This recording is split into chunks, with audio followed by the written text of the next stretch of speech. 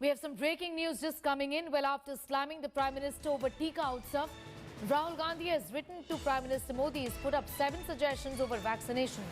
In the letter, Rahul Gandhi expresses concern over slow pace of vaccination, slams Union Health Minister for rebuking non-BJP ruled states for flagging vaccine shortfall.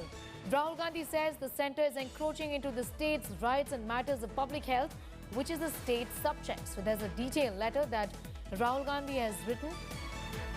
Anand is getting us more details on that story, and these are some of the demands that not just opposition leaders, Anand, but even medical experts, vaccine watchers, virologists, epidemiologists have been making in terms of opening up vaccination in a big way, because the letter also from Dr. Harshvardhan was fairly scathing, the statement in which he pulled up opposition ruled states like Chhattisgarh, Punjab and Maharashtra.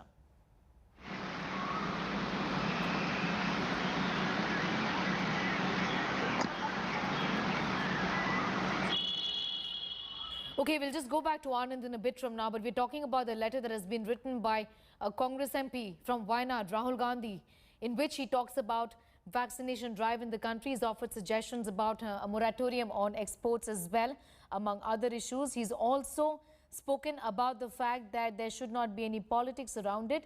There should not be bias in terms of giving vaccination, open up vaccination to everyone, he says. Provide vaccine supplies with necessary resources to increase manufacturing capacity and give state governments a greater say in vaccine procurement and distribution. Anand is with us. Anand, several suggestions that Rahul Gandhi has made to the Prime Minister, also something that many within the country, medical experts and vaccinologists and virologists have also been saying, isn't it? Well, yes, and Rahul Gandhi has been a strong critic of the government's COVID management policy, be it the initial phase in which lockdown was enforced upon the people, to now the vaccination process. Now, in his letter, it's a 3-page letter, Sneha, and he's made very categorical points in this letter. One, he has expressed concern over the manner in which the government is going about the vaccination.